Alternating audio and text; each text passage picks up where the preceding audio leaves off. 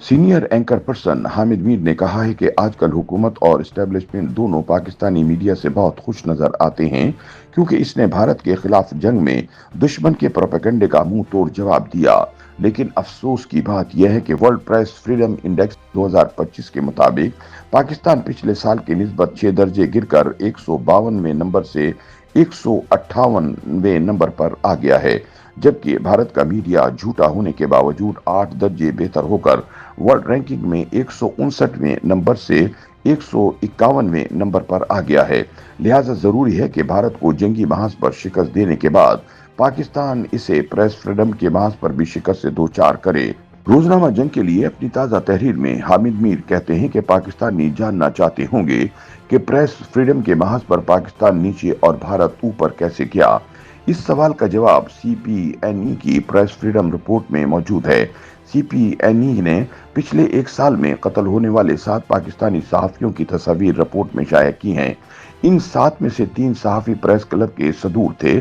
Sadiq mangle को 3 मई 2024 को बम धमाके का निशाना बनाया गया। वो खुजदार में प्रेस क्लब के सदर थे।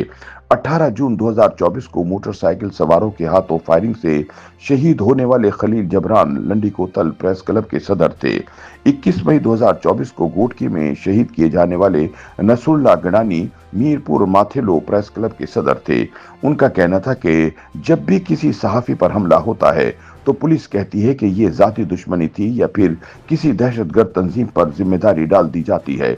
नसरुल्लाह गडानी का मामला बिल्कुल मुख्तलिफ था। जब इसे गोलियां मारी गईं तो पूरे सिंध को पता था कि इस हमले के पीछे कौन है। उनके खानदान, अखबार के साथियों और दोस्तों ने एक मकामी एमएनए के बेटों पर फायरिंग का इल्जाम लगाया, क्योंकि नसरुल्लाह गडानी पर पहले भी हमला हो चुका था। इसे मई 2023 में भी गिरफ्तार किया गया था। इलाके के बासर वडेरे, पुलिस और इंतजामिया सब इसके खिलाफ थे, क्योंकि वो कभी मीरपुर माथेलो में टाउन लाइब्रेरी बंद करने पर एहतजाज करता था, कभी मकामी जंगल की लकड़ी काटने वालों को बेनकाब करता और कभी मकामी एमएनए के बेटों को मिलने वाले पुलिस प्रोटोकॉल पर सवाल उठाता।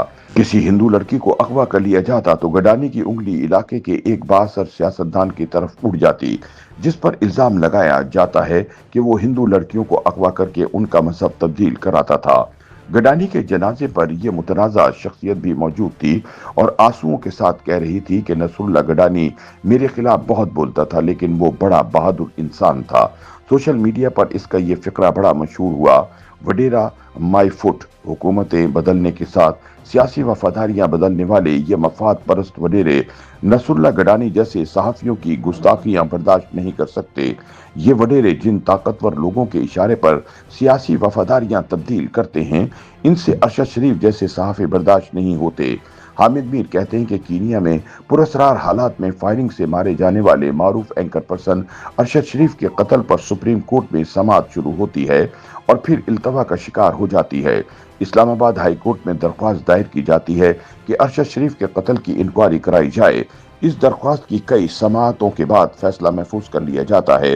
फिर ये महफूज फैसला कभी मंजर आम पर नहीं आता और इसीलिए पाकिस्तान प्रेस फ्रीडम इंडेक्स में भी नीचे गिरता है और वर्ल्ड जस्टिस प्रोजेक्ट 2024 की रैंकिंग में 129वें नंबर पर खड़ा नजर आता है, जबकि भारत का नंबर 79वां है। डेमोक्रेसी इंडेक्स 2024 में पाकिस्तान का नंबर 124वां और भारत का 41वां है।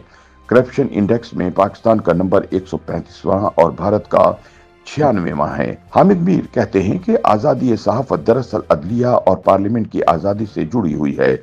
जिस मुल्क में अदलिया इंसाफ नहीं देगी और पार्लियामेंट बगैर बहस मुबाहिसे के पीका तरमीमी बिल को मंजूर करके अखबारात, टीवी चैनल्स और आम शहरियों को पाबंदियों की जंजीरों में जकड़ देगी, वहां आप भारत से जंगी महाज पर तो जीत जाएंगे, लेकिन आजादी सहाफत, इंसाफ और जमहूरियत के महाज पर नहीं जीत सकते। सीपीएनई की प्रेस फ्रीडम रिपोर्ट में पीका कानून को सहाफियों की आवाज दबाने का हथियार करार दिया गया है और बताया गया कि इस तरह इस कानून के तहत झूठे मुकदमात कायम करके सहाफियों को गिरफ्तार किया जा रहा है।